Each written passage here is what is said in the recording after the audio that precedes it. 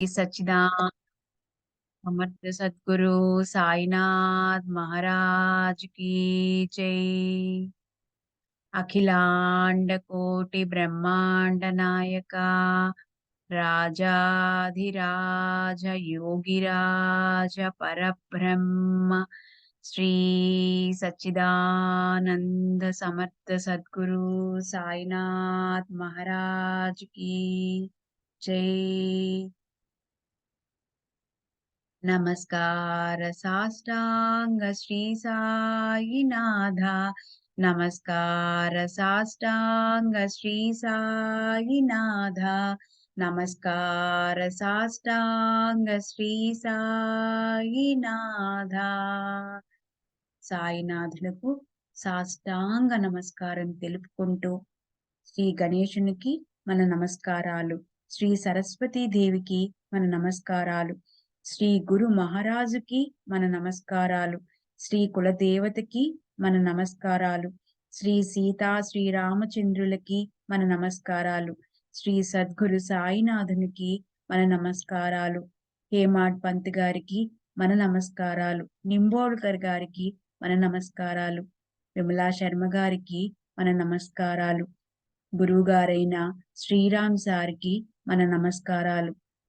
మనకి ఇంత చక్కటి గ్రంథాన్ని మనకు అందించిన అనిత గారికి నమస్కారాలు. గురువు గారైన నారాయణ శర్మ గారికి మన నమస్కారాలు.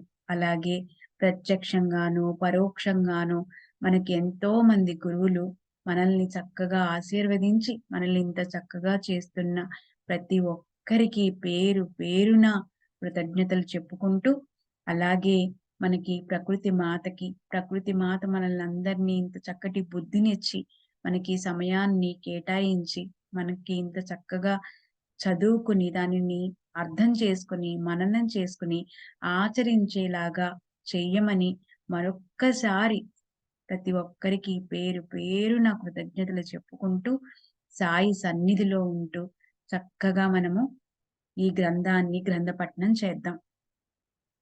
14వ అధ్యాయము సాయి రతన్జీల సమాగమం. నాందేండ్కి చెందిన రతన్జీ షావుకారికి సాయిబాబాతో గల దగ్గర సంబంధం. మహాత్ముల్లో శ్రేష్ఠులైన ఓ సాయినాథ, మీకు జయకారాలు. ఓ దయామయ, గుణగంభీర, నిర్వికార, పరాత్పర, అపార, నిరవిద్య సాయినాథ, మీకు జయకారాలు. మీ భక్తుల పట్ల మీ మనసులో దయ ఉండటం వల్ల దృష్టికి దూరంగా ఉన్న వాళ్ళ మీద శ్రద్ధ పెట్టి అనేక కారణాలతో వాళ్ళని కలిసి కష్టాల కొలిమి నుంచి వాళ్ళని తప్పిస్తారు. దీనులను ఉద్ధరించటానికి, భక్తులకు లొంగని కఠినమైన చెడు వాసనలని, దుష్ట రాక్షసులను వధించటం కోసం వచ్చిన సాయిబాబా ఓ ఈశ్వర అవతారం. మంచి మనోవృత్తితో ఆయన దర్శనానికి వచ్చిన వారు అమరమైన స్వానంద రసాన్ని త్రాగుతారు. వాళ్ళ హృదయం ఆనందంతో ఉప్పొంగి వాళ్ళు ప్రేమతో పరవశించిపోతారు. అలాంటి సర్వగుణ సంపన్నులైన సాయి సమర్థుల చరణాలకు దీనుణ్ణి, హీనుణ్ణి, పామరుణ్ణైన నా వినయపూర్వక సాష్టాంగ నమస్కారాలు. ఇప్పుడు గడిచిన కథానుసంధానాన్ని అనుసరించి నల్ల కుక్కకి పెరుగన్నం తినిపించటంతో చలి జ్వరం తగ్గిపోయిన కథ గురించి వర్ణించబడింది. కేవలం చూపుడు వేలుతో బెదిరించగానే నయం కానటువంటి కలరా, త్రాగటానికి జావతోనూ, తినటానికిచ్చిన వేయించిన వేరుశనగ పప్పులతోనూ విరోచనాలు నయమైపోయాయి. అలాగే ఒకరి కడుపు నొప్పి, ఒకరి చెవి రోగం, మరొకరికి మహాప్రబల క్షయరోగం కేవల దర్శనంతోనే నశించిపోయాయి. శ్రీ సాయి కృపతో భీమాజీ పాటిల్ దుఃఖం నశించిపోయి సుఖ సంపన్నుడైనాడు. సాయి చరణాలకు కృతజ్ఞతాపూర్వకంగా సంపూర్ణంగా అఖండంగా శరణు వచ్చాడు. అలాగే వినూత్న పద్ధతిలో ఉన్న ఈ అపూర్వ చమత్కారాన్ని వినటం పట్ల శ్రోతలకున్న అత్యంత ఉత్సాహాన్ని చూసి సాదరంగా వినవిస్తున్నాను. శ్రోతలు ఒకవేళ లక్ష్యం పెట్టి విని వినిన్ని వారైతే వక్తకు స్ఫూర్తి ఎలా కలుగుతుంది? కథనానికి ఉత్కృష్టత ఎక్కడి నుంచి వస్తుంది? అది రస సంపూర్ణంగా ఎలా అవుతుంది? వక్త కథనెలా చెప్తాడు? అందుకని అదంతా అందరము కలిసి చక్కగా మన చెవుల్లో చక్కగా విందాం. ఎందుకంటే శ్రోతలే దానికి ఆధారం. వాళ్ళ వల్లే కథా సుమానికి మాధుర్యపు సౌరభం పెరుగుతుంది. ప్రతి ఒక్క శ్రోతకి నాతో పాటు నేను కూడా చక్కగా వింటున్నాను. ప్రతి ఒక్క శ్రోతకి చక్కగా మననం చేసుకొని ఆచరించేలాగా సాయినాథుల్ని ఆశీర్వదించమని మనస్ఫూర్తిగా కోరుకుంటూ, అసలే ఈ సత్పురుషుల చరిత్ర బయట నుంచి లోపల వరకు ఆద్యంతము మధురంగా ఉంటుంది. మహాత్ముల ఆహార విహారాలు మధురం. వారు సహజంగా ఉచ్చరించే శబ్దాలు కూడా మధురంగా ఉంటాయి. ఇది కేవలం చరిత్రే కాదు, స్వానందమనే స్వచ్ఛ జలం. దీన్ని అత్యంత దయామయులైన సాయి మహారాజు తమ భక్తులు తమని గుర్తుపెట్టుకోవాలని ప్రేమతో ప్రసాదించారు. ఇలాంటి సత్పురుషుల కథలు ప్రాపంచిక పారమార్థికాల గురించి ఉంటాయి. ప్రవృత్తి, ప్రపంచాన్ని ఎలా సరిచేయాలో అన్నది గురించి చెప్తూ వారు నివృత్తి అంటే పరమార్థం సాధించటం కోసం వైరాగ్య మార్గానికి లాక్కొస్తారు. కారణం ఏమిటంటే సంసారంలో సుఖంగా వ్యవహరించాలి. అయితే నిత్యం జాగరూకతతో ఉండాలి. దేహాన్ని సార్థకం చేసుకోవాలి. అనంత కోటి పుణ్యాల బలంతో జీవుడికి కోరుకోకుండానే మానవ శరీరం లభించింది. అందులోనూ పరమార్థాన్ని సాధించిన వారి అదృష్టం అయితే ప్రత్యేకమైనది. అయితే ఇది లభించిన కూడా దాన్ని సార్థకం చేసుకొని వారు అకారణంగా అవనికి భారంగా జన్మించినట్లేనని చెప్పవలసొస్తుంది. వారికి ఈ జీవితంలో పశువుల కన్నా ఎక్కువ గొప్ప సుఖం ఏం లభిస్తుంది? ఆహార, నిద్ర, భయ, మైథునాలు తప్ప మరోటి తెలియని మానవులు తోక, కొమ్ములు లేని కేవల పశువులం కాదా? ఈ మానవ జన్మకి ఈ మానవ జన్మకి ఎంతటి మహత్తు ఉంది. దీనివల్లనే ఈశ్వరునికి భక్తి సాధ్యమవుతుంది. 4 ముక్తులు అంటే సాయుజ్యం, సాలోక్యం, సారూప్యం, సామీప్యం పాదాలు పట్టుకుంటాయి. ఆత్మ జ్ఞాన ప్రాప్తి కూడా దాని వల్లే లభిస్తుంది. సంసారం గగనసీమలోని మబ్బుల మాటున తళుక్కుమనే మెరుపులా క్షణంలో మటుమాయమవుతుంది. విషపు జ్వాలలు కక్కే కాల సర్పించే మృంగుపడని లోకులకు సుఖం ఒక ఘటిక అంటే 24 నిమిషాలు మాత్రమైనా అరుదుగా లభిస్తుంది. అమ్మ, నాన్న, సోదరి, సోదరుడు, భార్య, కొడుకు, కూతురు, బాబాయి వీరంతా నదీ ప్రవాహంలో ప్రవహిస్తూ ఒక్క చోటికి వచ్చే కర్ర ముక్క లాంటి వారు. అలాగే ఈ సంసారంలో ఒక్క క్షణం కలిసి ఉన్నట్లు కనిపిస్తారు. కానీ ఒకవేళ ఏదైనా అలా తీవ్రంగా వచ్చి వాళ్ళని విడదీసి వారంతా ఒకరికొకరు విడిపోతే అప్పుడు వారు మునుపటిలాగా మళ్ళీ కలవటం అనేది ఉండదు. ఈ జగత్తులో తమ హితాన్ని సాధించిన వారు తమ తల్లిని వ్యర్థంగా బాధపెట్టినట్లే ప్రాణులు జన్మించినప్పుడే మృత్యు మార్గాన్ని పట్టుకుంటారు. మహాత్ముల చరణాలు వారికొకవేళ పట్టుకోకపోతే వారి జన్మ వ్యర్థమైపోతుంది. కనుక ఆ పనిని ఇవాళ, రేపు, ఎల్లుండి అని వాయిదా వేసేవారు మోసపోతారని తెలుసుకోవాలి. మరణాన్ని గురించి మనసులో నిరంతర స్మరణ పెట్టుకోవాలి. ఈ శరీరం కేవలం కాలుడికి ఓ తినుబండారం. మొత్తానికి సంసారానికి అలాంటి అశాశ్వత లక్షణం ఉంది. కనుక మానవులు నిరంతరం సావధానులై ఉండాలి. వ్యవహారాల్లో జాగ్రత్తగా ఆచి తూచి అడుగులు వేస్తే పరమార్థమనే అప్సరాంగాన అలవోకగా అరచేతిలో వాలుతుంది. కనుక ప్రపంచంలో సోమరితనం పనికిరాదు. పురుషార్థాన్ని ప్రాప్తింప చేసుకునే విషయంలో ఎప్పటికీ నిర్లక్ష్యం ఉండకూడదు. సాయి కథను ప్రేమతో విన్నవారికి శ్రేయస్కరమైన పరమ కళ్యాణం ప్రాప్తిస్తుంది. వారికి సాయి చరణాల్లో భక్తి పెరుగుతుంది. వారికి సుఖమనే భాండారం లభిస్తుంది. సాయిబాబా మీద నిండు ప్రేమ గుండెల నిండా ఉన్నవారికి ఈ కథా సంగ్రహం సాయి చరణ కమలాలను అడుగడుగునా గుర్తుకు తెప్పిస్తాయి. శబ్దాలతో వర్ణించలేనటువంటి వారిని ఈ కథలో శబ్దాలు వర్ణించటం జరిగింది. ఇంద్రియాలకు అతీతంగా ఉండే వారిని ఈ కథ ద్వారాగా ఇంద్రియాలతో సేవించవచ్చు. కనుక ఈ కథామృత ధారని ఎంతగా త్రాగినప్పటికీ మనసుకి పూర్తిగా సంతృప్తి కలగటం కష్టం. మహాత్ముల కుశలత తర్కానికి అందనిది. వారి మహిమ అవర్ణనీయం. వారిని మాటలతో సంపూర్ణంగా వర్ణించగల సామర్థ్యం ఎవరికుంటుంది? ఈ కథ నిరంతరం చెవుల్లో పడితే కళ్ళ ఎదుట సాయిబాబా అదే పనిగా కనిపిస్తారు. రాత్రింబవళ్ళు మనసులోనూ, ధ్యానంలోనూ ఉంటారు. స్మృతి పదంలోనూ, ఆలోచనల్లోనూ కూడా ఉంటారు. ఇంతేనా? మెళకువతో ఉన్న స్వప్నంలో కూడా కనిపిస్తారు. కూర్చుని ఉన్నా, నిద్రిస్తున్నా, భోజనం చేస్తున్నా కనిపిస్తారు.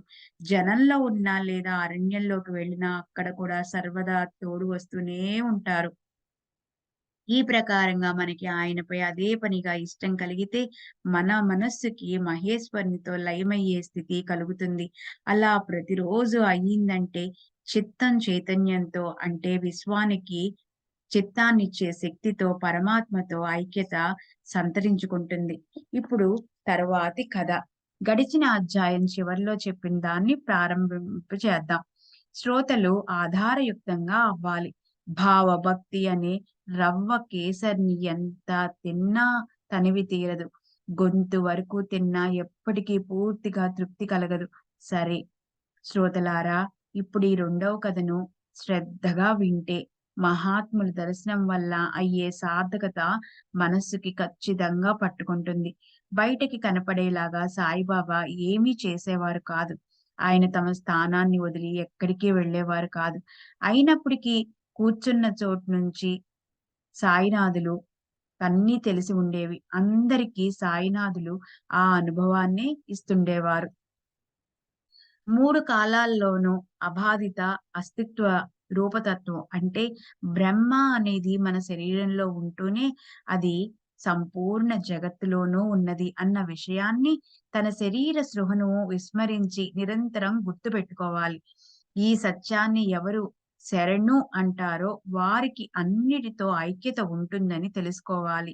ఎందుకంటే వేరువేరుగా ఉన్నాయని అనుకుంటే జనన మరణాల పరంపర వెంటాడుతుంది.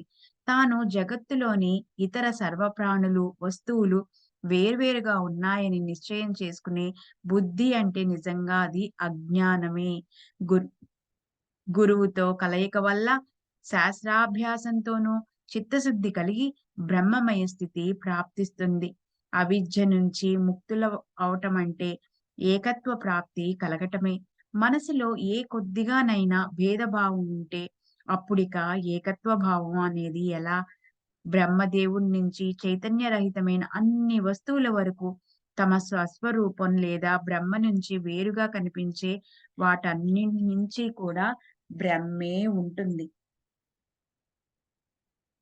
సత్యాసత్య, నిత్యానిత్యాల్లోని భేదాలను తెలుసుకొని అజ్ఞానులకు బ్రహ్మ లేనట్లే అనిపింపచేసే వాటి అన్నింటా అన్ని వైపులా బ్రహ్మే ఉంటుంది.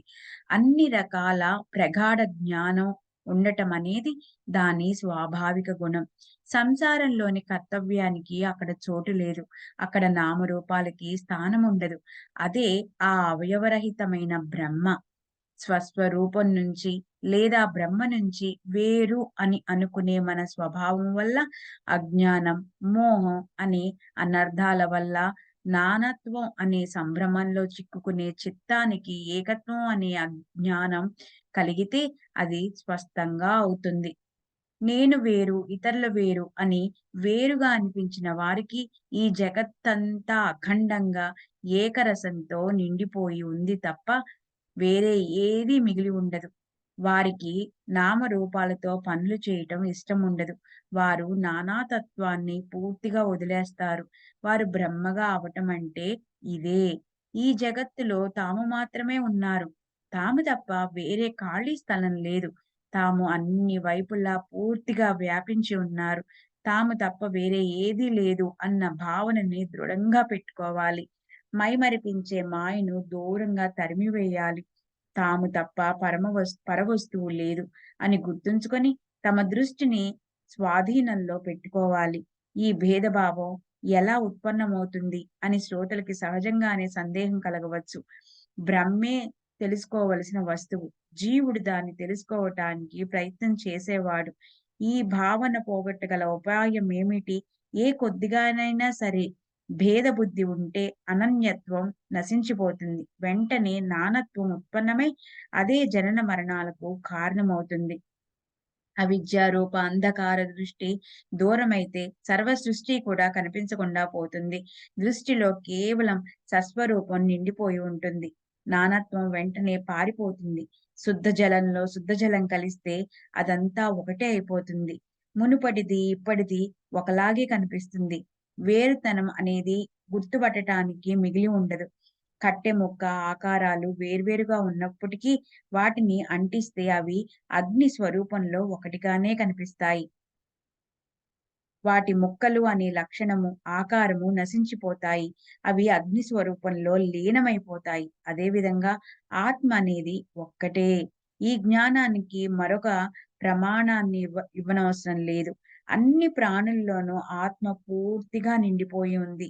అయితే రూపరహితమవటం వలన కళ్ళకు కనిపించదు. మిథ్యా కల్పనల వల్ల ప్రాణుల చిత్తం నిరంతరం చిక్కుల్లో పడుతుంది. దానివల్ల అది జనన మరణ దుఃఖాలను అనుభవిస్తూ నిరంతరం క్షుబ్ధమైన మనస్సుతో ఉంటుంది. నామరూపాలనే ఉపాధిని వదిలేసి ఈశ్వరుని సత్య స్వరూప జ్ఞానం కలిగే అవస్థను సాధ్యం చేసుకునే ఇలాంటి సిద్ధపురుషులను మాయ బాధించదు. వారు సదా ఆత్మానందంలో లీనమై ఉంటారు. అలాంటి స్థితిని చక్కగా ఉదాహరణ అలాంటి స్థితికి చక్కని ఉదాహరణ శ్రీ సాయి చరణాలు. సాయినాథులు దర్శనాన్ని పొందిన వారు నిజంగా ధన్యులు. చంద్రుడు నీటిలో కనిపించినప్పటికీ నీటికి బయటే ఉంటాడు. అదేవిధంగా సత్పురుషులు భక్తులతో చుట్టుముట్టి ఉన్నప్పటికీ వస్తుతః వారు వారి నుంచి ఎంతో దూరంగా ఉన్నట్టుగా కనపడతారు. వారి చుట్టూరా భక్తులు గుమిగూడి ఉన్నప్పటికీ వారికి ఎలాంటి ఆసక్తి ఉండదు. వారి మనోవృత్తి ఆత్మస్వరూపంలో లీనమై ఉంటుంది. దృష్టి ఎప్పటికీ మరోవైపుకి చూడదు. సాక్షాత్తు ఈశ్వరుడే అలాంటి గొప్ప సాధు సత్పురుషుల మాటను అనుసరించి వ్యవహరిస్తారు. వారికి ఈ జగత్తులో ప్రాప్తించని వస్తువంటూ ఉండదు. అలాగే తెలియందంటూ ఏమీ ఉండదు. ఉపదేశం ఇచ్చి పుచ్చుకునే గురు శిష్యులు ఈ జగత్తులో అసంఖ్యాకంగా ఉంటారు. అయితే ఉపదేశంతో పాటు అనుభవం కూడా ఇచ్చే గురువు అరుదుగా లభిస్తారు. ప్రారంభించిన ఈ వర్ణన ఇక చాలు. శ్రోతలు ముఖ్య కథలను వినటానికి ఉత్సాహంతో ఉన్నారు. వినాలన్న వారి కోరిక నెరవేరుగాక. మొగలాయిలోని నాదేండు పట్టణంలో ఒక ప్రఖ్యాత పార్సీ వ్యాపారి ఉండేవాడు. అతను అత్యంత ధార్మికుడు, జనప్రియుడు. అతని పేరు రతన్జీ షాపూర్జీ వాడియా. అతని వద్ద ధన సంపత్తి అపారంగా ఉంది. బళ్ళు, గుర్రాలు, పొలాలు, తోటలు చాలా ఉండేవి. స్వతహాగా రతన్జీ తలుపులు ఎప్పుడూ తెరిచే ఉండేవి. అతని ఆకలి నుంచి ఎవ్వరూ కూడా నిరాశ చెంది వెనక్కి వెళ్ళేవారు కారు. బయట నుంచి చూడ్డానికి రాత్రింబవళ్ళు అలా ఆనంద సాగరంలో వాళ్ళు మునకలు వేస్తున్నప్పటికీ లోపల రతన్జీ షావుకార్‌ని సహింపరాని చింత అనే మొసలి బాధిస్తూ ఉండేది. అది ఈశ్వరుని సిద్ధాంతంగా తోస్తుంది. జగత్తులో ఎవరికీ పూర్తి సౌఖ్యం ఉండదు. ఒక్కొక్కరికి ఒక్కొక్క రకమైన చింత ఉంటుంది. నేను గొప్పవాణ్ణి, నేను గొప్ప ఐశ్వర్యవంతుడిని కనుక నేను నాకిష్టమొచ్చినట్లు చేస్తాను అని కొందరనుకుంటారు. అలా ఊరికే అహంకరిస్తారనే కాబోలు ఏదో ఒక లోపం లేకపోతే దృష్టి తగులుతుందని బ్రహ్మదేవుడు తన స్వహస్తాలతో కావాలని ఏదో కొద్ది లోపాన్ని దిష్టి చుక్కలా పెడతాడని స్పష్టమవుతుంది. పొంగి పొరలే ద్రవ్యము, బంగారము ఉన్న రతన్‌జీ షావుకారు వచ్చి పోయే వారికి భోజనం పెట్టి బీదల దైన్యాన్ని దూరం చేసేవాడు. సదా సర్వదా ఆనందంగా ఉండేవాడు. మొత్తానికి జగత్తు దృష్టికి షావుకారు అత్యంత సుఖంగా ఉన్నట్లు అనిపించేవాడు. ఒకరి తర్వాత ఒకరు 12 మంది ఆడపిల్లలు మాత్రమే ఉన్నారు. మగపిల్లలు లేకపోయాక సంపత్తి వల్ల కలిగే సుఖం ఏ పాటిది? అతనికి సుఖం అనేది ఎలా లభిస్తుంది? మనసు హాయిగా ఎలా ఉంటుంది? భక్తి లేని హరికీర్తన, తాళము స్వరము లేని గానం, జంధ్యం లేని బ్రాహ్మణుడు వీటిల్లో ఏమి శోభ ఉంటుంది? అన్ని కళల్లోనూ పారంగతుడైనప్పటికీ మంచి, చెడు, జ్ఞానం లేకపోతే సదాచారం పాటించే వాడైనప్పటికీ ప్రాణి మాతృల పట్ల దయలేని వాడైతే అదేం శోభ! పాలంపై చందన తిలకం ఉన్నప్పటికీ, మెడలో తులసిమాలను అలంకరించుకున్నప్పటికీ, నాలుకతో సాధు సత్పురుషులను నిందిస్తే అందులో ఏం శోభ! పశ్చాత్తాపం లేకుండా తీర్థయాత్రలు చేస్తూనే మెడలో ఏ నగ లేకుండా ఒంటిపై ఎన్ని నగలు వేసుకున్నా మగపిల్లలు లేని ఇంటికి ఏం శోభ ఉంటుంది? నారాయణుడు ఒక్క సుపుత్ర సంతానాన్నైనా ఇస్తాడా అనేది షావుకారుని అహోరాత్రులు పీడించే ప్రశ్న. మనస్సు చింతాక్రాంతమై పోయింది. అందువల్ల షావుకారు నిరంతరం దుఃఖితుడై ఉండేవాడు. అతనికి అన్నము, నీళ్లు సహించేవి కావు. రాత్రింబవళ్ళు మనసు ఉదాసీనంతో, చింతతో ఉండేది. షావుకారు దేవుడికి మొరపెట్టుకున్నాడు. దేవా! ఇంతటి నా కళంకాన్ని తీసేసి నన్ను నిష్కళంకుణ్ణి చెయ్యి. నా వంశానికి ఓ ఆధారాన్నివ్వు. ఓ ప్రభూ! నా మానాన్ని కాపాడు. షావుకారికి దాసగను పట్ల ఎంతో భక్తి ఉండేది. ఒకసారి షావుకారు తన మనసులోని ఈ కోరికను దాసగనుకి చెప్పాడు. అప్పుడతను ఇలా అన్నాడు. షిరిడీ వెళ్ళు. అప్పుడు నీ మనసులోని కోరిక నెరవేరుతుంది. సాయిబాబా దర్శనం చేసుకో. సాయినాథుల పాదాలకు నమస్కరించి నీ సంపూర్ణ ఇచ్ఛను సాయినాథులకు నివేదించు. సాయినాథులు నిన్నాశీర్వదిస్తారు. వెళ్ళు. నీకు శుభం కలుగుతుంది. బాబా కుశలత కల్పనాతీతమైనది. సాయినాథుల్ని అనన్యంగా శరణంటే నీవు సుఖిస్తావు. రతన్‌జీ షావుకారికి ఈ ఆలోచన నచ్చింది. రతన్‌జీ షిరిడీ వెళ్లేందుకు నిశ్చయించుకున్నాడు. కొన్ని రోజులయ్యాక షిరిడీ వెళ్ళాడు. దర్శనానికి మసీదుకు వెళ్లి సాయిబాబా చరణాలపై సాష్టాంగపడ్డాడు. సాక్షాత్ పుణ్యరాశియే అయి ఉన్న సాయిబాబాను చూసి షావుకారు హృదయం ప్రేమతో నిండిపోయింది. అతను పూల బుట్టల్లో నుంచి అందమైన పూలదండ తీసి ప్రేమగా బాబా మెడలో వేశాడు. పాదాల దగ్గర పళ్లను రాశిలాగా పోశాడు. తర్వాత అత్యంత ఆదరంతో, నమ్రతతో అతను బాబా దగ్గరికెళ్లి కూర్చుని ఇలా ప్రార్థించాడు. గొప్ప సంకటాల్లో పడిన వారు మీ పాదాల వద్దకొస్తారని, మీరు వారిని వెంటనే రక్షిస్తారని విని మనసులో గొప్ప ఆశ పెట్టుకుని ఇక్కడికి మిమ్మల్ని కలిసేందుకొచ్చాను. మీ చరణద్వయాన్ని ఎంతో ఆదరంతో ఒకటడుగుతున్నాను. మహారాజా! నన్ను తిప్పి పంపకండి. దానికి బాబా అతనితో ఇలా అన్నారు. వస్తావని ఇప్పుడా వచ్చేది? సరే, నాకు ఇవ్వదలుచుకున్న దక్షిణ ఇస్తే నీవు కృతార్థుడివవుతావు అన్నారు. ఎవరైనా దర్శనానికి వచ్చి పాదాలకి నమస్కరిస్తే బాబా వారు హిందువైనా, ముస్లిం అయినా, పార్సీ వారైనా వారిని దక్షిణ అడిగేవారు. అలా అని అదేమీ తక్కువ కాదు. వరుసగా 1, 2, రూ. 5 అలా అడిగేవారు. 100, 1000, లక్ష లేక కోటి కూడా తనకి ఎంత తోస్తే అంత అడిగేవారు. ఇచ్చినా కూడా మళ్ళీ మళ్ళీ ఇంకా అడిగేవారు. వాళ్ళ దగ్గర డబ్బులయిపోతే ఎవరినైనా అప్పటికి తెమ్మనేవారు. ఎక్కడ అప్పు దొరకకపోతే అప్పుడే అడగటం ఆపేసేవారు. ఇంకా తమ భక్తులతో ఏమనేవారంటే, "నీవు అసలు చింత పెట్టుకోకు. నేను నీకు ఎంతో డబ్బిస్తాను. నా దగ్గర నీవు హాయిగా కూర్చో. దునియా మే కిసీ కా కోయి హై ఔర్ కిసీ కా కోయి హై. अपना तो यहाँ कोई नहीं है. అపనా అల్లాహి అల్లా హై. ఇక్కడ ఎవరికైనా ఎవరైనా ఉండొచ్చు గాని, నాకు మాత్రం ఇక్కడ ఎవ్వరూ లేరు.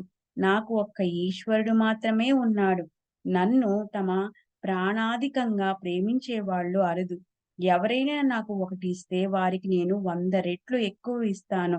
సాయిబాబా గొప్ప లక్షాధికారిని సైతం పేదల ఇంట్లో దక్షిణ అడగమని ఆజ్ఞాపించేవారు. గొప్ప శ్రీమంతులు కానీ, బికారులు కానీ, పేదలు, బలహీనులు, నిర్ధనులు కానీ సాయిబాబాకి ఒకళ్ళు ఎక్కువ, ఒకళ్ళు తక్కువ అనిపించేది కాదు. శ్రీమంతులు కూడా బాబా ఆజ్ఞను శిరోధార్యంగా భావించి అభిమానాన్ని వదిలేసి పేదల ఇంటికి వెళ్లి బాబా కోసం ప్రార్థనాపూర్వకంగా దక్షిణను అడిగేవారు. దీని సారాంశం ఏమిటంటే, దక్షిణ నిమిత్తంగా చేసుకుని బాబా తమ భక్తుల అహంకారాన్ని అణిచేసి నమ్రత పెట్టుకోవటం నేర్పించేవారన్నమాట. సాధువులకి ధనమెందుకు అని కొందరికి సందేహం కలగచ్చు. కానీ దీన్ని చక్కగా ఆలోచించి చూస్తే అప్పుడు మనసులోని శంక సహజంగా దూరమైపోతుంది. సాయిబాబా ఇచ్చలన్నీ నెరవేరి ఉండగా ఆయనకసలు దక్షిణ ఎందుకు? భక్తుల నుంచి డబ్బు అడిగేవారిని నిష్కాములని ఎలా అనాలి?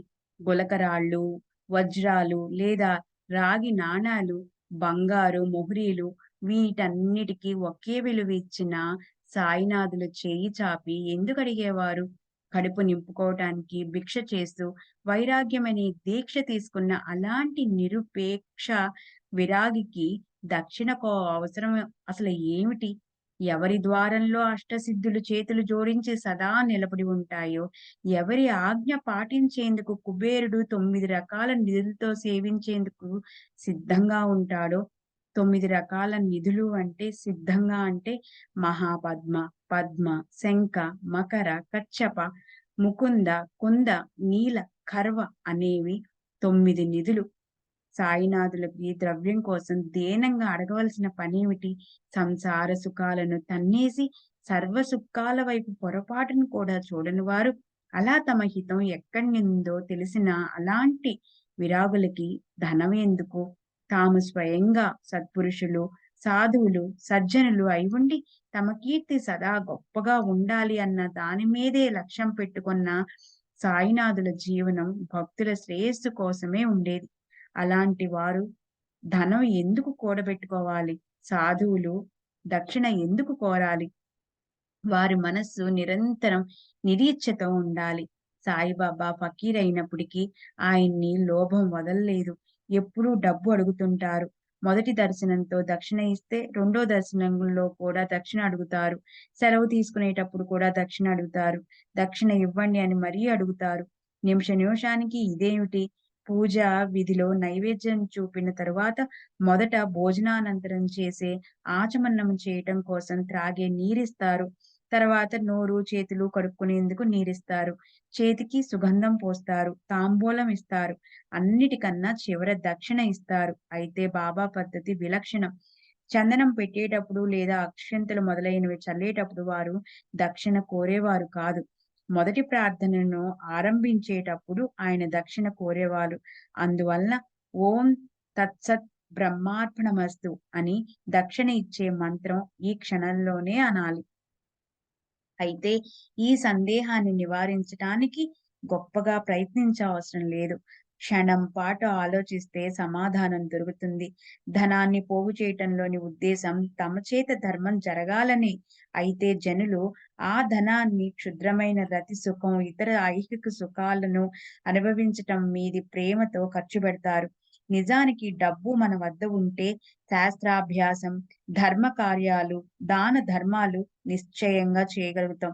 అందువలన పరమాత్మ విషయాల్లో జ్ఞానం కలుగుతుంది. అలా సొంత డబ్బు పరమేశ్వరుడి వైపుకు తీసుకువెళ్ళవలసిన మార్గంలో మనల్ని నడిపిస్తుంది. అప్పుడు మనసుకి సుఖశాంతులు లభిస్తాయి. మొదట్లో చాలా రోజుల వరకు బాబా ఏమీ తీసుకునేవారు కాదు. కాలిన అగ్గిపుల్లలు పోగు చేసి వాటిని జేబులో నింపుకునేవారు. భక్తులు కానీ, అభక్తులు కానీ ఎవరి వద్ద ఏం తీసుకునేవారు కాదు. ఎవరైనా ఎప్పుడైనా ఓ రాగి కానీ పెడితే దాంతో ఆయన పొగాకు, నూనె కొనుక్కునేవారు.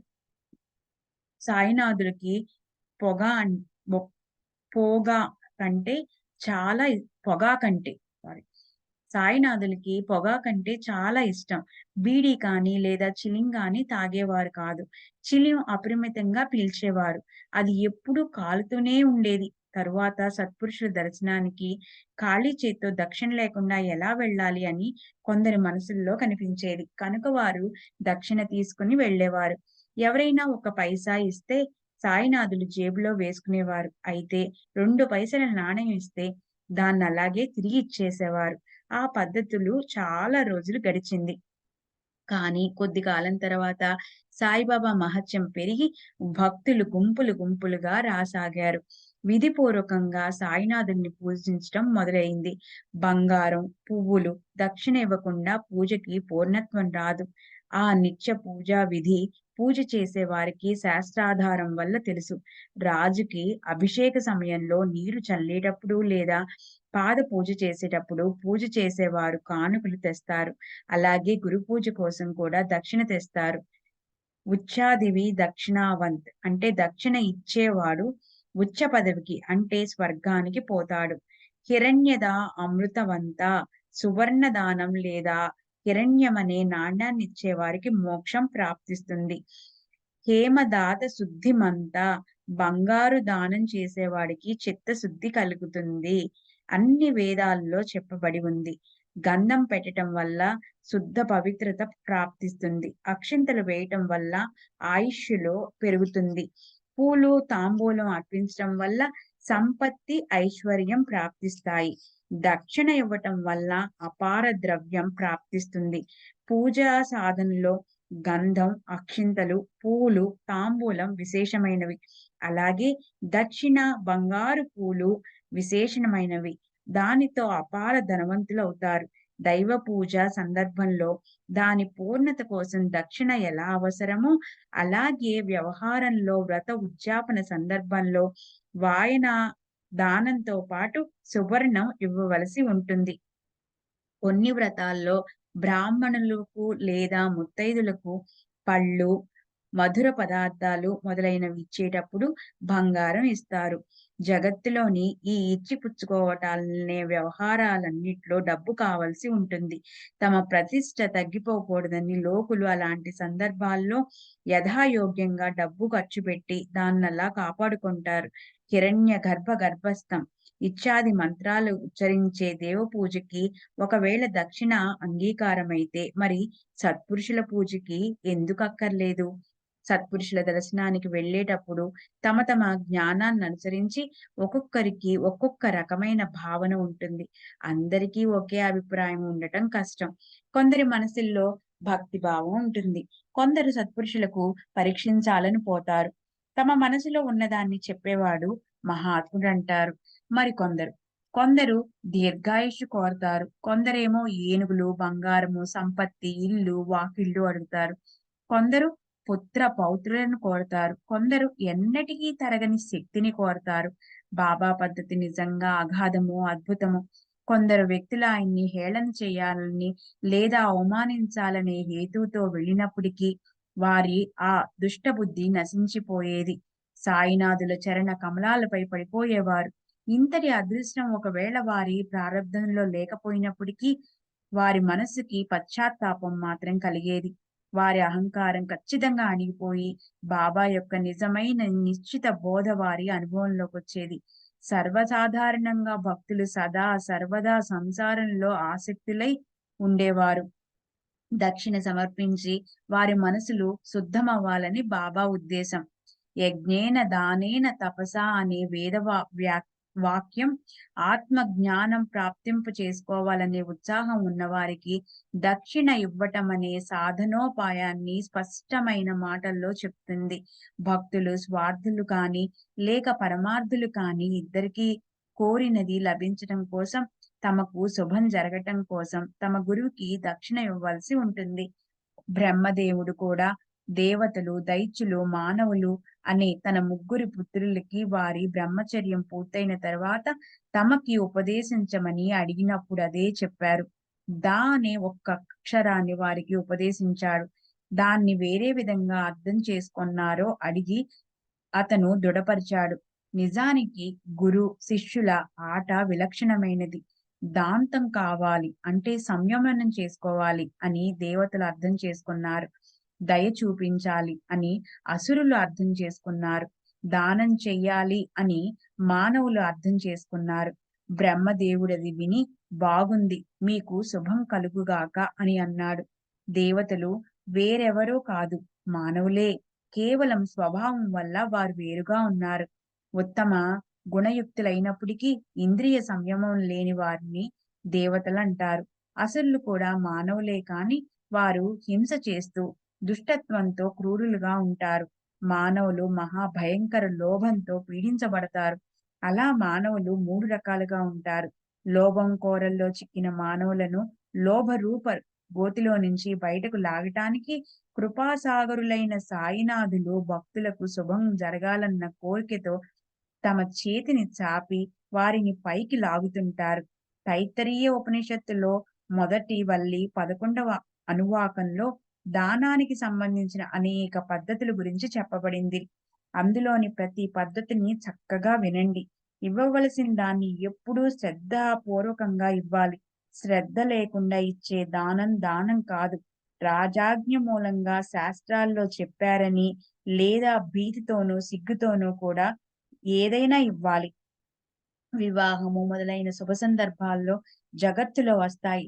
అక్కడక్కడ కూడా కానుకలు లేదా డబ్బు ఇవ్వవలసి వస్తుంది. అవి ఇచ్చి మిత్రత్వంతో కర్తవ్యాన్ని కాపాడుకోవాలి.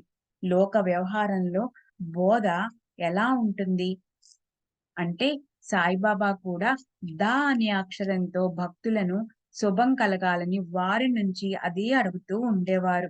సాయినాథులు అనేవారు, దయ చూపండి, దానమివ్వండి, సంయమనంతో ఉండండి, ఇంద్రియ దమనం చెయ్యండి. అలా చేస్తే అత్యంత సుఖం కలుగుతుంది. అదాంతత, అదానత, అదయాళుత ఈ 3 దోషాలను నాశనం చేయటం కోసం అంటే లోభత్వం, పిసినారితనం, నిర్దయత్వం, అజేంద్రియత ఇవన్నిటిని నాశనం చేయటం కోసం ఈ ఒక్క అక్షరం అనే చిన్న ఉపాయాన్ని తమ శిష్యులకు గురు మహారాజు నిర్దేశించారు. కామ, క్రోధ, లోభాలనేవి ఆత్మోన్నతికి అశుభాలు. వాటిపై విజయం పొందటం చాలా కష్టం. అందుకని ఈ సులభోపాయం చెప్పారు. ధాకారంలోని ఏకాక్షరీ ఉపాయం శృతిలో ఎలా అంటే బ్రాహ్మణ ఉందో అలాగే స్మృతిలో కూడా శ్రీ భగవద్గీత చెప్పబడింది. బృహదోకారణ్యకోపనిషత్తు అధ్యాయం 5 బ్రాహ్మణ 2 ఉందో అలాగే స్మృతిలో కూడా శ్రీ భగవద్గీత చెప్పబడింది. అక్కడ కూడా ఈ ఉపదేశాన్నే సమర్థించింది. శ్రోతలకది చక్కగా అర్థం కావాలని ఇక్కడ కింద వ్రాస్తున్నారు. త్రివిధం నరకస్యేదం ద్వారం నాశనమాత్మనః కామః క్రోధస్తథా లోభస్తస్మాదేతత్రయం త్యజేత్. కామ, క్రోధ, లోభాలు నరకానికి 3 ద్వారాలు. వాటి వల్ల మనం నిశ్చయంగా నాశనమవుతాం. అందుకని వాటిని నిశ్చయంగా వదిలేయాలి. శ్రీ సాయి సమర్థుల అత్యంత దయామూర్తి. భక్తుల శ్రేయస్సు కోసం వారి నుంచి సాయినాథులు దక్షిణ అడుగుతుండేవారు. దానికి సంబంధించిన శిక్షణ ఇచ్చేవారు. దక్షిణకి విలువ ఎంత? గురువచనాలను పాటించటానికి తమ ప్రాణాలను సైతం ఇచ్చేందుకు సిద్ధంగా ఉండని వారికి పరమార్థం ఎలా సిద్ధిస్తుంది? నిజమే, భక్తుల శ్రేయస్సు తప్ప బాబాకి దక్షిణ అడగటానికి మరో కారణమే ఉంటుంది. ఆయన స్వంత జీవనం దక్షిణ మీద ఆధారపడి ఉండేది కాదు. కడుపు నింపుకోవటం కోసం బాబా భిక్ష చేసేవారు. మరి దక్షిణ అడగటం వెనుక సాయినాథునికి స్వార్థమేముంటుంది? దక్షిణ అనే దానమిచ్చి తన భక్తుల చిత్తం శుద్ధమవ్వాలనే అందులో అసలు కారణం. సారాంశం పైన దర్శింపచేసిన వేద వచనానుసారం దక్షిణ దానం మొదట చేయకపోతే గురు పూజ సంపూర్ణం కాదు. ఇప్పుడిక దక్షిణ గ్రంథం చాలు. దాని గురించిన చర్చకు అర్థం స్పష్టమైంది. బాబాకి ఎలాంటి ఆశ ఉండేది కాదు, లేక స్వార్థము ఉండేది కాదు. కేవలం భక్తుల శ్రేయస్సు కోసమే సాయినాథులు దక్షిణ అడిగేవారు. అయినా ఇప్పుడు తర్వాతి కథాభాగం సంపూర్ణంగా వినేద్దాం. దానిలో రతన్జీ దక్షిణ సందర్భం సాయిబాబా చేసిన చక్కని చమత్కారం విందాం. శ్రోతలు ఈ అద్భుత కథను పూర్తిగా పూర్వకంగా విందాం. సాయిబాబా స్వరూపం ఎంత వ్యాపకమో అలౌకికమో చూడండి. షావుకారిని దక్షిణ అడిగేటప్పుడు సాయిబాబా పూర్వ వృత్తాంతం చెప్పారు. అయితే అది షావుకారి మనసుకి గుర్తులేదు కనుక అతనికి ఆశ్చర్యం అనిపించింది. నువ్వు నాకు ₹3.14 అణాలు ఇచ్చావు, అది నాకు గుర్తుంది. ఇప్పుడు నీవు తెచ్చిన వాటిలో నుంచి నాకివ్వలసిన బాకీ నాకు దక్షిణగా ఇవ్వు. రతన్జీ షావుకారు బాబాని చూడటం ఇదే మొదటిసారి. అప్పుడు బాబా అన్న ఈ మాటలు విని అతను ఆశ్చర్యచకితుడయ్యాడు. అప్పుడు గుర్తు తెచ్చుకోసాగాడు. తానింతకు ముందు షిరిడీకి రాలేదు, లేదా ఎవరితోనూ ఏదీ పంపనూ లేదు. అప్పుడు సాయి మహారాజ్ అన్న మాటలు ఆశ్చర్యకారకాలు కాదా? అలా ఎప్పుడూ జరిగి ఉండకపోవటం వల్ల అతను మనసులో ఎంతో ఇబ్బంది పడ్డాడు. అతను బాబాకి దక్షిణ ఇచ్చి నమస్కరించాడు. అయితే ఆ చిక్కుముడి అతనికి విడవలేదు. చివరికది అలాగే ఉండిపోయింది. షావుకార్ తనక్కడికొచ్చిన పని చెప్పాడు. మళ్ళీ పాదాలకు నమస్కరించి చేతులు జోడించి కూర్చున్నాడు. షావుకార్ మనసుకి ఎంతో సంతృప్తిగా అనిపించి ఇలా అన్నాడు. బాబా, చాలా బాగా జరిగింది. ఈ రోజు మీ పాద దర్శనమైంది. నేను పూర్వజన్మలో చేసుకున్న పుణ్యం ఫలించింది. నేను దురదృష్టవంతుణ్ణి. నాకు అంతగా జ్ఞానం లేదు. నాకు పూజ, అర్చన, యజ్ఞం గురించి తెలీదు. అదృష్టవశాత్తు త్రికాల జ్ఞానులైన మీలాంటి గొప్ప మహాత్ముల దర్శనమైంది. మీకు నా చింత ఏమిటో తెలుసు. మీ కృపను వర్షించి దాన్ని మీరు దూరం చేయండి. ఓ దయామయ్య, ఈ అనన్య భక్తుణ్ణి మీ పాదాల నుంచి దూరం చేయకండి. అది విన్న శ్రీ సాయిబాబాకి షావుకారు విషయంలో దయ కలిగి ఇలా అన్నారు. ఊరికే అలా బాధపడకు. నీ దురదృష్టం దూరమయ్యే సమయం ఇప్పుడొచ్చింది. బాబా షావుకార్ చేతిలో విభూది ప్రసాదం పోశారు. అతని తలపై కృపతో తమ చేతిని పెట్టారు. నీ మనసులోని కోరిక అల్లా తీరుస్తారు అని ఆశీర్వదించారు. అప్పుడు రతన్‌జీ షావుకారు బాబా ఆజ్ఞ తీసుకుని నాదేండుకు తిరిగొచ్చాడు. జరిగిందంతా పూసగుచ్చినట్లు దాసగునికి వివరంగా చెప్పాడు. చక్కగా దర్శనమైంది. మనసు ఆనందంతో నిండిపోయింది. ప్రసాదపూర్వకమైన వాగ్దానము, ఆశీస్సులు అన్నీ లభించాయి. అన్నీ సవ్యంగా జరిగాయి. అయితే ఒక్క విషయం మాత్రం నాకర్థం కాలేదు. రూ. 3.14 అణాలు నువ్వు నాకిచ్చావన్న మాట నాకు గుర్తుంది అని బాబా అనటంలోని అర్థం నాకు తెలియటం లేదు. మీరంతా నాకు స్పష్టంగా చెప్పండి. ఈ రూపాయలేంటి? ఈ అణాలేంటి? ఇవి ఇదివరకే ఇవ్వటం ఎలా జరిగింది? షిరిడీకి నేను మొదటిసారిగా వెళ్ళాను. అందులోని అంతరార్థం నాకు తెలియట్లేదు. నాకేమీ బోధపడటం లేదు. ఇదంతా నాకు ఎంతో నిగూఢంగా అర్థం కాని చిక్కు ప్రశ్న అనిపిస్తోంది. మీకేమైనా బోధపడిందా? సా దాసగును ఆలోచించడం మొదలుపెట్టాడు. ఇదేదో చమత్కారం లాగానే ఉంది. దీనికర్థం ఏమై ఉంటుందని అతని మనసుకి ఏది నిశ్చయంగా తోచలేదు.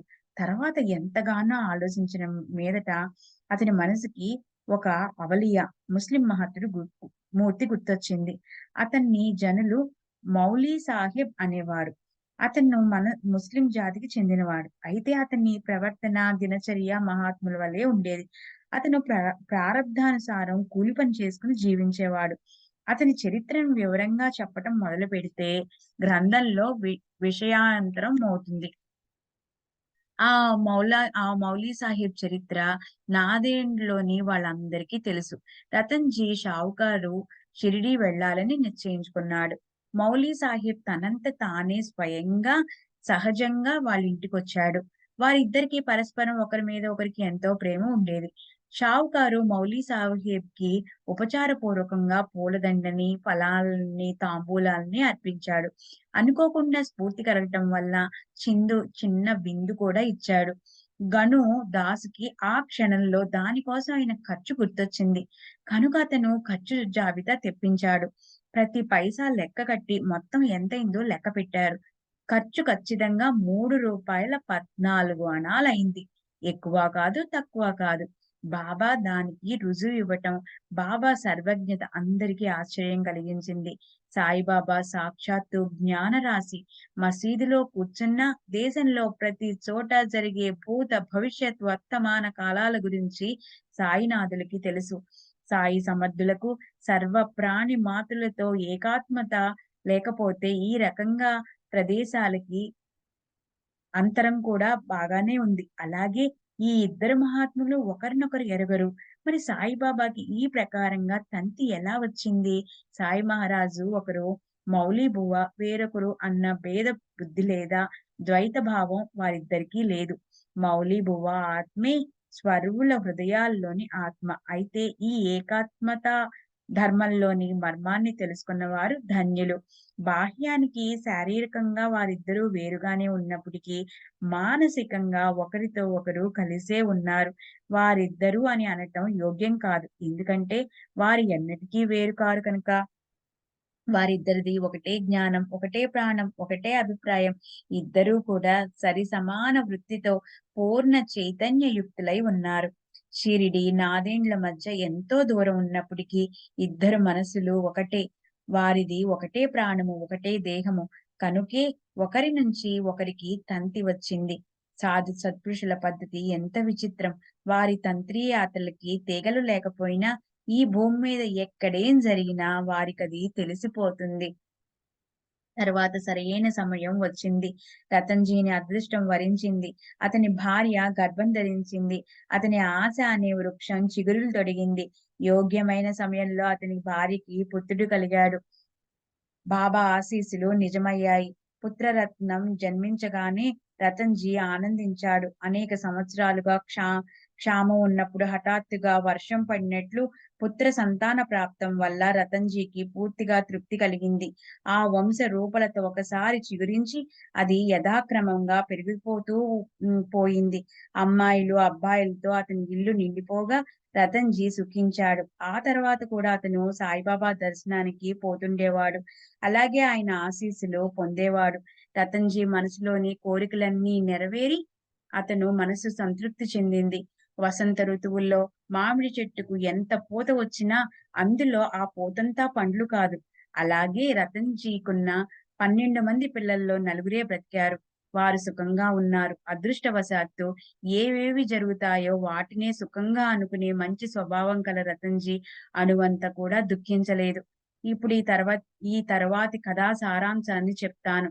ఇలా స్థావర జంగమాలన్నిట్లో సాయియే వ్యాపించి ఉన్నారు. ఈ అనుభవాన్ని నిజంగా ఎవరైనా ఎక్కడైనా కూర్చుని పొందవచ్చు. ఠాణే అనే పట్టణంలో చోల్కర్ అనే ఇంటి పేరు గల ఓ దీన వ్యక్తి ఉండేవాడు.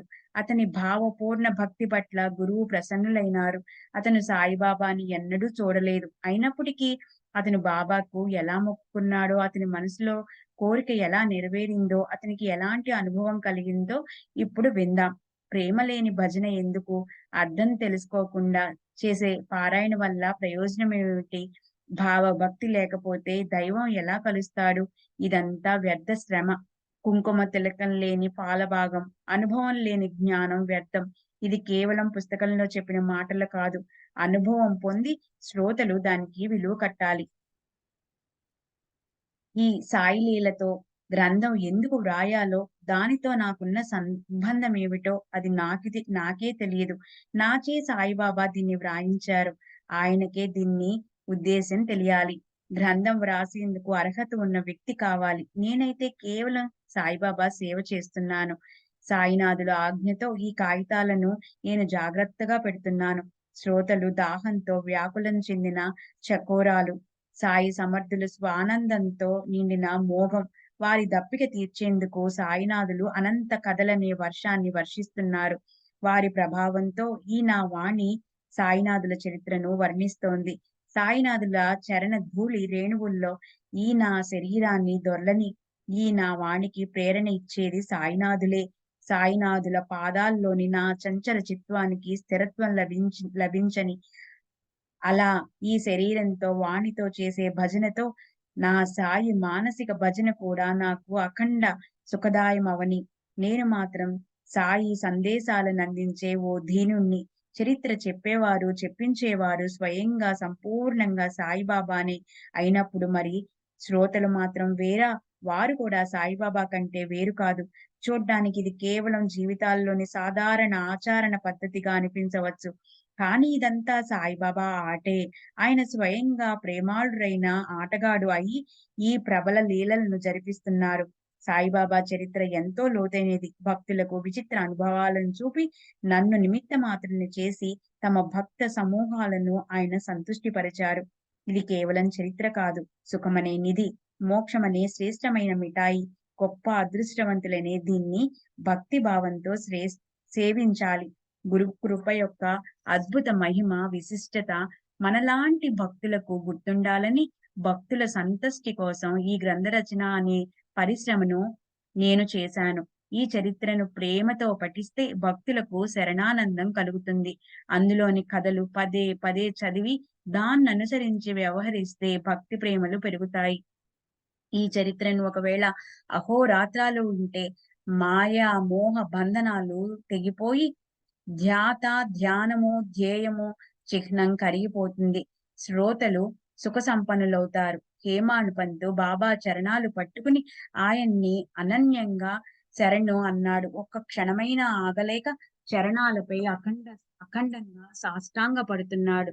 సర్వులకు శుభమస్తు. ఈ ప్రకారంగా సత్పురుషులు సజ్జనులను ప్రేరేపించబడి భక్త హేమాండ్ పంతుతో రచించబడిన శ్రీ సాయి సమర్థుల సత్యచరిత్రలోని రతన్జీ సాయి సమాగమం అనే పేరు గల 14వ అధ్యాయం ముగిసింది. సద్గురు సాయినాథార్పణమస్తు. శుభం భవతు. శ్రీ సచ్చిదానంద సమర్థ సద్గురు సాయినాథ్ మహారాజ్ కీ జై. అఖిలాండ కోటి బ్రహ్మాండ నాయక రాజాధిరాజ యోగిరాజ పరబ్రహ్మ సాయినాథ్ మహారాజ్ కీ జై. నమస్కార సాష్టాంగ శ్రీ సాయినాథ. నమస్కార సాష్టాంగ శ్రీ సాయినాథ. నమస్కార సాష్టాంగ శ్రీ సాయినాథ. సర్వే జనా సుఖినో భవంతు. లోకా సమస్తా సుఖినో భవంతు. ఓం శాంతి శాంతి శాంతి శాంతి శాంతి.